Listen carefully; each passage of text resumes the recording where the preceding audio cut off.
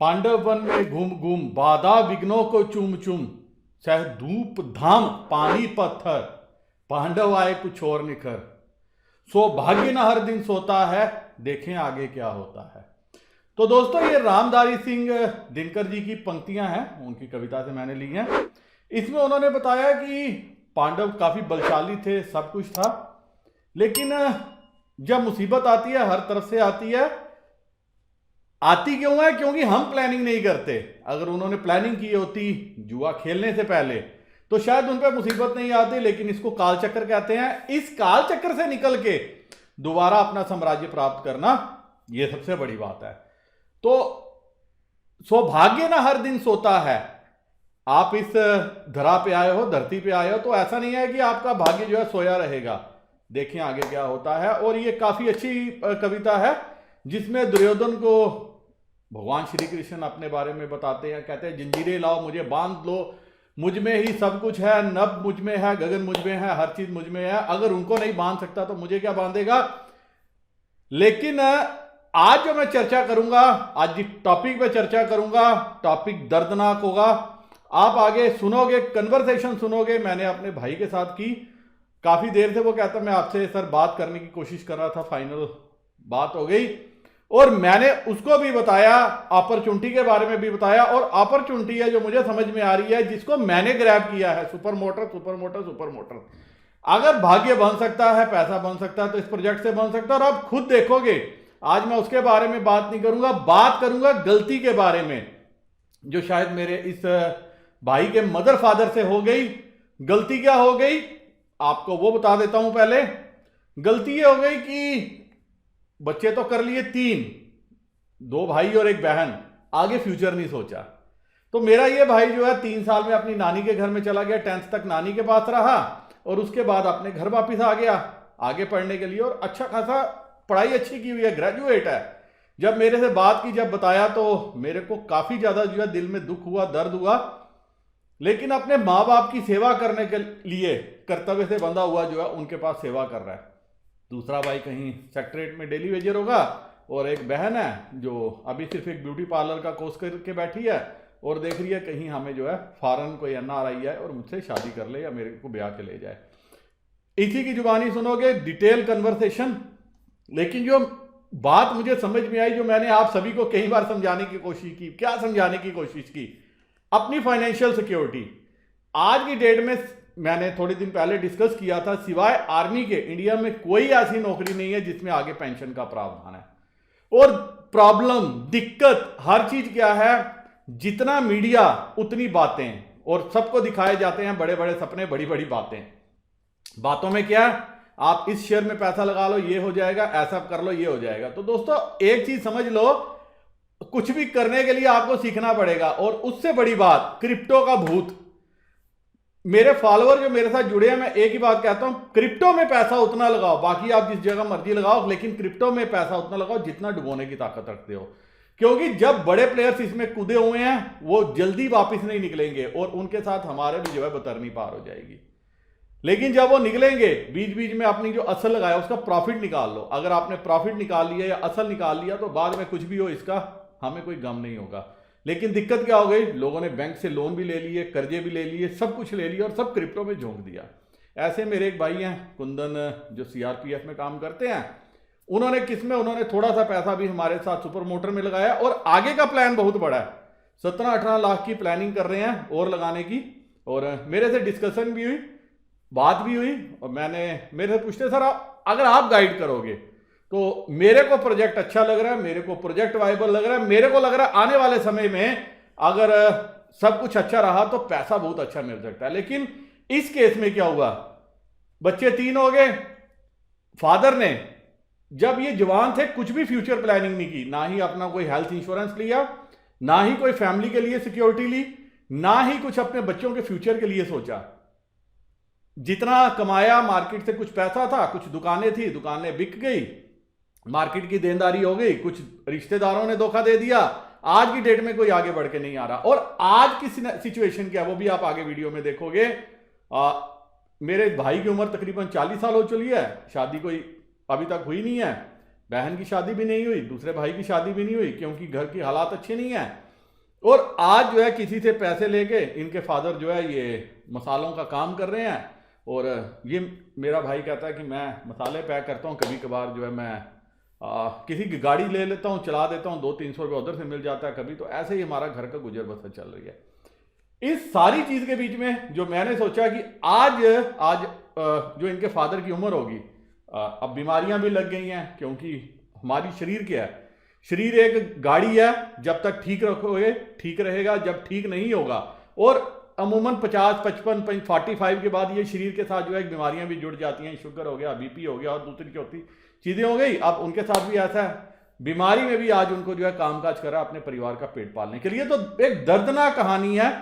और ये कहानी दर्दनाक इसके लिए बनी, और यही दर्दनाक कहानी आज मेरे पूरे हिंदुस्तान में जो है चल रही है। लोगों के पास काम नहीं है, कारोबार नहीं है, पाई को अपना फ्यूचर मान के बैठे हैं, समझ रहे हैं, पाई माइंड कर रहे हैं, बहुत बड़ा हम जो है काम कर रहे हैं। मैंने कल भी वीडियो बना के आपको दिखाया कि इंडिया में मैक्सिमम लोगों की मेंटालिटी है कि हम पाई माइंड कर रहे हैं, हमें और कोई काम करने की जरूरत नहीं है। $1000 पे कॉइन लॉन्च हो गया या $100 पे हो गया, इवन $10 भी हो गया, हमने 200 कॉइन ले लिया, 2, 3, $5000 तो हमें वैसे मिल जाएंगे। तो दोस्तों अगर डॉलर ऐसे पेड़ से लगते और ऐसे तोड़ के अगर ऐसे बंटते तो हर कोई जो है पेड़ पे ही तोड़ने के लिए निकल पड़ता है। आज सबको क्लियर कर दूं, आप स्क्रीन पे स्क्रीनशॉट देखिए, ये मेरे भाई ने भेजा है। सब पाई से पैसा कब मिलेगा? उम्र ये भी है, जवान है, अच्छा खासा है, आज काम नहीं कर रहा लेकिन पाई से पैसा ढूंढ रहा है। सबको ओपनली एक बात बोल देता हूं, माइनिंग में आपने कोई एहसान नहीं किया, आपने कोई इन्वेस्टमेंट नहीं करी, आपने सिर्फ एक कुछ सेकंड की इन्वेस्टमेंट करी। जो क्लिक करते हो वो क्लिक करते रहो, 8 से 10 साल लगेंगे अगर पाई से पैसा चाहिए। और अगर आप सोच रहे हो कि जून में लॉन्च हो जाएगा, जुलाई में लॉन्च हो जाएगा, मई में लॉन्च हो जाएगा, जो भी होगा अगले साल हो जाएगा, दिसंबर में हो जाएगा और लॉन्च होते ही हम इसको बेचेंगे, पैसा लेंगे, तो दोस्तों इससे बड़ी मूर्खता कोई नहीं है। आप अपने आप को मूर्ख बना रहे हो, आप अपने परिवार वालों के साथ धोखा कर रहे हो, आप अपने फ्यूचर के साथ धोखा कर रहे हो।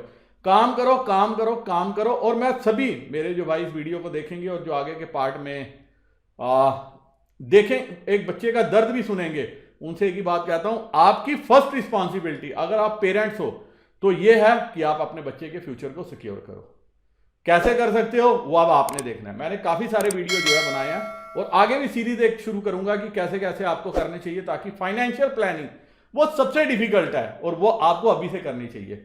अगर आपकी शादी नहीं हुई, अपने फ्यूचर को, जैसे मेरे इस भाई ने नहीं किया, 10वीं आई, गांव में बैठा और वहां पे पढ़ाई की, ग्रेजुएशन की, आगे की पढ़ाई की। तो दोस्तों डिग्रियां लेते लेते लेते लेते लेते अगर आप सोचोगे नौकरियां मिल जाएंगी, आज की डेट में नौकरियां ही नहीं है। डिग्रियां लेना आसान है, नौकरी लेना सबसे टफ, सबसे डिफिकल्ट है। और अगर आप सोचते हो कि मैंने डिग्री ले ली है, मेरी आगे नौकरी बड़ी आसान है, तो आप ये भी मूर्खता कर रहे हो। और अगर आपकी शादी हो गई है, बच्चा छोटा है, आपकी भी अभी रिस्पॉन्सिबिलिटीज है। मेरे काफी दोस्त मेरे से बात करते हैं और उसके बाद अपने दिल को तसल्ली देते हैं, अपने आप को वो धोखा दे रहे हैं। इसीलिए मैं अब जो है बात करना भी लिमिट कर रहा हूं, क्योंकि उनको समझ ही नहीं आती, मैं जो मर्जी समझाने की कोशिश करूं। एक मेरे फॉलोअर हैं, मेरे से उन्होंने टेक्निकल भी थोड़ा सा सीखा था ऑप्शंस में काम करने का, बैंक में काम करते हैं रांची झारखंड में। उनको मैंने समझाने की कोशिश की, अभी शादी नहीं हुई, थोड़ी देर समझी, फॉलो किया, बोलते रहे कि सर मैं आपके बिना कहीं जाऊंगा, मैंने आपका जो है आपके साथ ही जीना, आपके साथ ही मरना है। पीछे नुकसान हुआ और तब से उन्होंने क्या किया, साथ ही छोड़ दिया। उनके बाद उन्होंने सोचा मैं अपनी दुनिया में मस्त हूं। नुकसान क्यों हुआ? वो अपनी गलती के कारण हुआ। मैं मना करता रहा, मत अभी मार्केट में कूदो, क्योंकि नुकसान हो सकता है। वो कूदे भी और नुकसान भी कर दिया। और उसके बाद तो यही सब कुछ करते हैं। Financial planning is very must. आज उनकी नौकरी चल रही है, पैसे आ रहे हैं, आगे लाइबिलिटीज बढ़ेंगी, सब कुछ होगा। जब बच्चों की एजुकेशन के लिए आप जाओगे, आपको तब समझ में आएगा खर्चा कितना होता है, क्योंकि किसी चीज में कोई रोक नहीं है।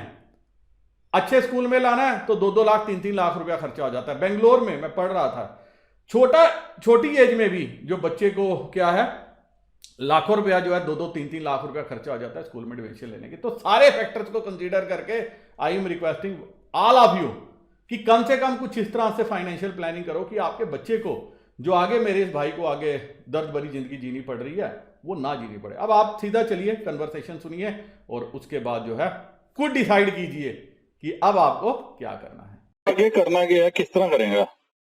ਸਰ ਮੈਨੂੰ ਕੁਝ ਸਮਝ ਹੀ ਨਹੀਂ ਆ ਰਿਹਾ। ਮੈਂ ਤੁਹਾਨੂੰ ਸੱਚੀ ਗੱਲ ਦੱਸਾਂ ਸਰ, ਮੈਂ ਇੰਨਾ ਕੁ ਪਰੇਸ਼ਾਨ ਹਾਂ, ਕੋਈ ਮੇਰਾ ਬਾਂਹ ਨਹੀਂ ਫੜ ਰਿਹਾ। ਮੇਰਾ ਸਿਰਫ ਇੰਨਾ ਕੁ ਇੱਛਾ ਸੀਗਾ ਕਿ ਜਾਂ ਤਾਂ ਜਿਵੇਂ ਮੈਂ ਚੰਡੀਗੜ੍ਹ ਪੜ੍ਹਿਆ ਲਿਖਿਆ, ਮੇਰੇ ਸਾਰੇ ਯਾਰ ਦੋਸਤ ਸੈੱਟ ਆ, ਮੈਂ 39 ਸਾਲ ਦਾ ਹੋਈ ਬੈਠਾ, ਮੇਰੀ ਮੈਰਿਜ ਨਹੀਂ ਹੋਈ। ਮੇਰਾ ਬ੍ਰਦਰ ਬੈਠਾ ਸਾਲ ਛੋਟਾ, ਉਹਦੀ ਮੈਰਿਜ ਨਹੀਂ ਹੋਈ। ਮੇਰੀ ਨਹੀਂ ਤੂੰ ਤੇ ਇਸ ਤਰ੍ਹਾਂ ਪਰੇਸ਼ਾਨ ਹੈ, ਅਗਰ ਪੜਿਆ ਲਿਖਿਆ ਸਭ ਕੁਝ ਹੈ, ਹਰ ਚੀਜ਼ ਹੈ, ਤੇ ਤੂੰ ਅੱਗੇ ਕੰਮ ਕਿਉਂ ਨਹੀਂ ਕੋਈ ਕੀਤਾ?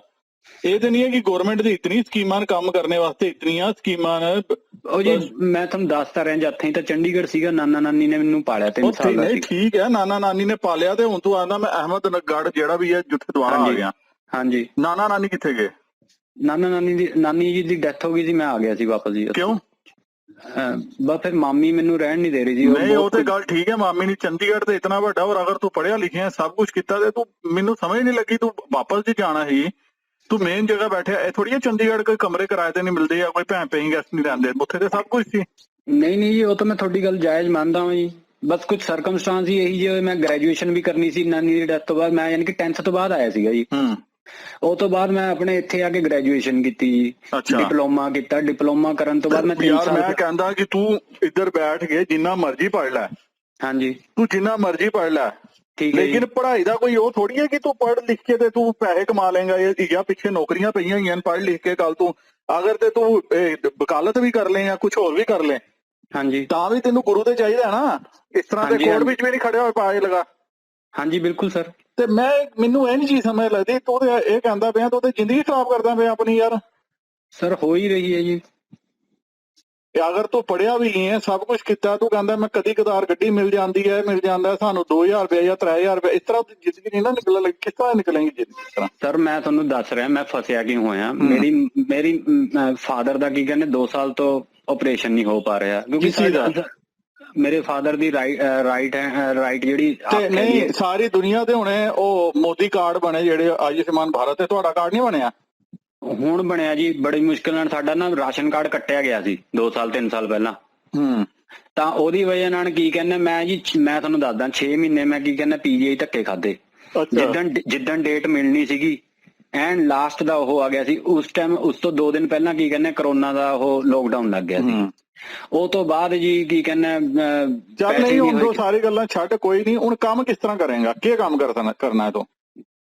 ਸਰ ਹਾਲੇ ਤਾਂ ਮੈਂ ਪਾਪਾ ਦੇ ਨਾਲ ਹੀ ਹੱਥ ਬਟਾਨਾ, ਤੇ ਕੁਝ ਥੋੜਾ ਮੋਟਾ ਆਹ ਜਿਹੜਾ ਤੁਸੀਂ ਦੱਸਿਆ ਹੋਇਆ ਇੱਕ BTCS ਤੇ ਇੱਕ ਕੀ ਕਹਿੰਦੇ ਪਾਈ, ਯਾਰ ਉਹ ਤੇ ਸਾਈਡ ਤੇ ਰੱਖ। ਉਹ ਤੇ ਪਾਈ ਤੇ BTCS ਪੈਸੇ ਮਿਲਣਗੇ। ਇਹ ਕੋਈ ਇਹ ਨਹੀਂ ਹੈ ਕਿ ਕੱਲ ਮਿਲਣਗੇ ਜਾਂ ਪਰਸੋਂ ਮਿਲਣਗੇ। ਹਾਂਜੀ ਸਰ। ਪਾਈ ਲੱਗਣਾ 7-8 ਸਾਲ।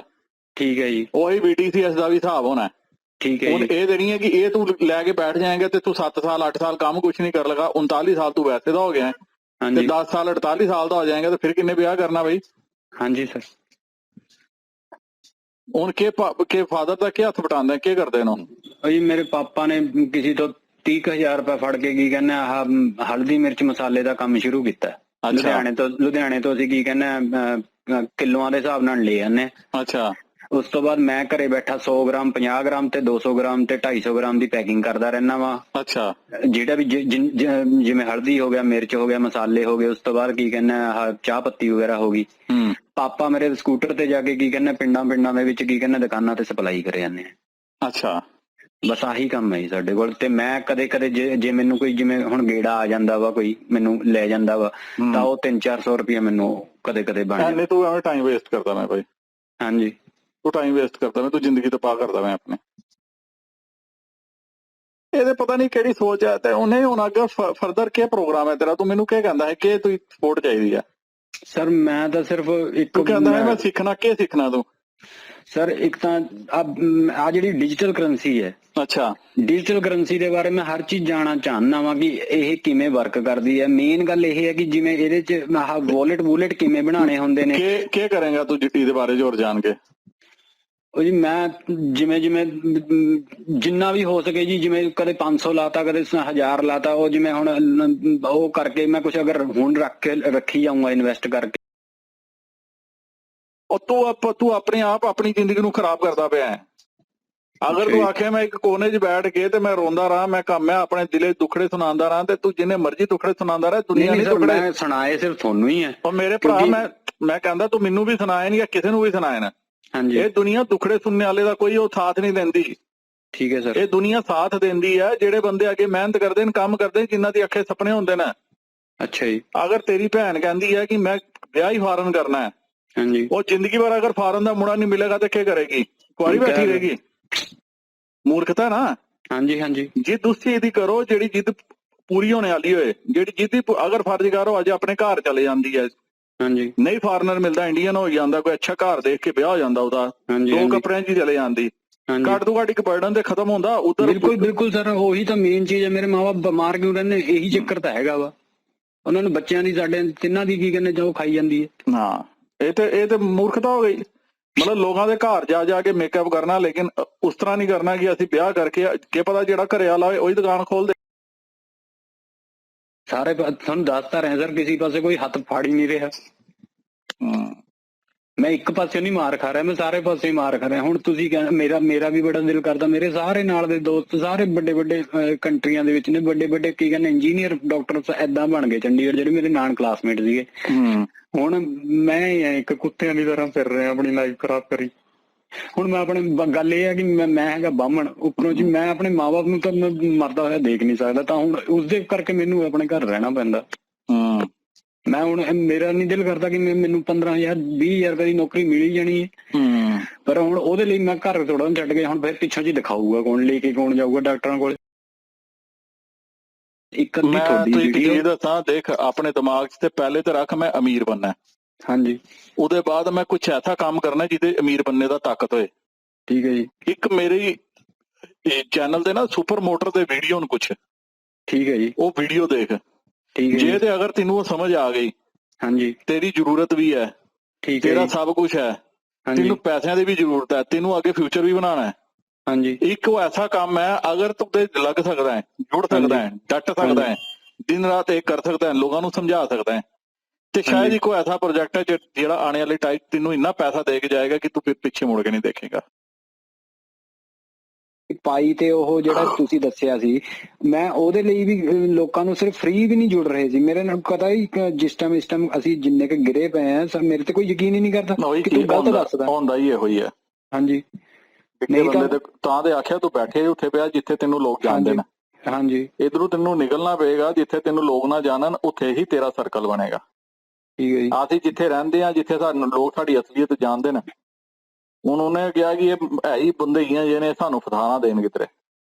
ਹਾਂਜੀ, ਇਹ ਚੀਜ਼ ਹੁੰਦੀ ਹੈ। ਸਰ ਤੁਹਾਨੂੰ ਕੋਈ ਓਪਰਚੁਨਿਟੀ ਕਦੇ ਜ਼ਿੰਦਗੀ 'ਚ ਕੋਈ ਮੇਰੇ ਲਈ ਮਿਲਦੀ ਹੋਊਗੀ ਤਾਂ ਦੱਸ ਦਿਓ ਸਰ। ਆਹ ਤਾਂ ਚਲੋ ਮੈਂ ਕਰੂੰਗਾ ਹੀ ਕਰੂੰਗਾ, ਮੈਂ ਵੈਸੇ ਹੀ ਕਹਿ ਰਿਹਾ ਕੁਝ ਬੜੇ ਪੱਧਰ ਤੇ ਕੁਝ ਮਿਲ ਗਿਆ ਤਾਂ ਮੇਰੀ ਕਿਤੇ ਹੈਲਪ ਹੁੰਦੀ ਹੋਊਗੀ, ਮੈਨੂੰ ਬਾਹਰ ਪੂਰੀ ਕੱਢ ਦਿਓ। ਠੀਕ ਹੈ, ਠੀਕ ਪਲੀਜ਼ ਸਰ। ਠੀਕ ਹੈ, ਓਕੇ। ਅੱਛਾ ਜੀ, ਇੱਕ ਗੱਲ ਉਹ ਤਾਂ ਦੱਸਿਓ, ਜਿਹੜਾ ਪਾਈ ਦਾ ਮੈਂ ਤੁਹਾਨੂੰ ਦੱਸਿਆ ਸੀ, ਮੇਰੀ ਈਮੇਲ ਆਈਡੀ ਮੈਂ ਚੇਂਜ ਕਰਵਾਉਣਾ ਚਾਹੁੰਦਾ, ਮੇਰੀ ਕਰਵਾ ਦਿਓ। ਨਹੀਂ ਹੋ ਲੱਗੀ ਹੁਣ। ਹਾਂਜੀ, ਨਹੀਂ ਹੋ ਲੱਗੀ, ਨਹੀਂ ਹੋਏਗੀ, ਕੁਝ नहीं होगा। अच्छा जी, चलो ठीक है सर, ओके, थैंक यू। इसी के साथ दोस्तों ये वीडियो मैं यहीं खत्म करने ज्यादा चाहता हूं। उम्मीद करता हूं अब आपको सब कुछ क्लियर समझ में आ गया होगा कि दुनिया किस तरफ जा रही है, क्या करना चाहिए। हौसला नहीं छोड़ना, मेहनत करनी है, सपने बड़े रखने हैं, सपने ऊंचे रखने हैं, लेकिन खाली सपने ही नहीं रखने, सपनों को पूरा करने की एक ताकत भी दिखानी है। अगर ताकत नहीं दिखाओगे तो फिर जो है आखिरी जब एजुकेशन ले लोगे, सब कुछ ले लोगे, तो एक कोने में पड़े हुए रोते रहोगे। और अगर आप पेरेंट्स हो तो आपकी रिस्पॉन्सिबिलिटी सबसे ज्यादा बनती है, सबसे ज्यादा ये बनती है गैम्बल में पैसा ना डुबो, जुए में पैसा मत अपना तबाह करो, और वहां पे निवेश करो जहां पे निवेश करके कल को आपको जो है दिल में गलानी ना हो कि मैंने निवेश तो किया, मुझे रिटर्न नहीं मिला। ऐसे इंटरेस्टिंग वीडियो अगर आप देखना चाहते हो, करना चाहते हो, आगे फ्यूचर में बढ़ना चाहते हो, तो क्रिप्टो विद एसबी के साथ जुड़े रहो, बने रहो। मेरे सोशल मीडिया हैंडल्स हैं जिनका डिस्क्रिप्शन में लिंक दिया, लिंक को क्लिक करके आप हैंडल्स को फॉलो कर सकते हो। इसी के साथ दोस्तों ये वीडियो मैं यही खत्म करता हूं, लेकिन एक बार फिर से सभी से हाथ जोड़ के रिक्वेस्ट करता हूं, खाली पाई बीटीसी एसबी नेटवर्क इन्हीं पे मत डिपेंड रहना। नौजवान हो तो काम करो, सपने देखो, सपने को पूरा करने की ताकत रखो, क्योंकि अगर इसी के सहारे आप बैठे हुए और टाइम वेस्ट करते रहे और ये सोचते रहे कि मुझे पाई से पैसे मिलेंगे और मैं आगे जो अपना शादी करूंगा, फ्यूचर बनाऊंगा, सब कुछ करूंगा, तो इससे बड़ी गलती, इससे बड़ी बेवकूफी आप कुछ और नहीं कर सकते। इसी के साथ नमस्कार, जय हिंद।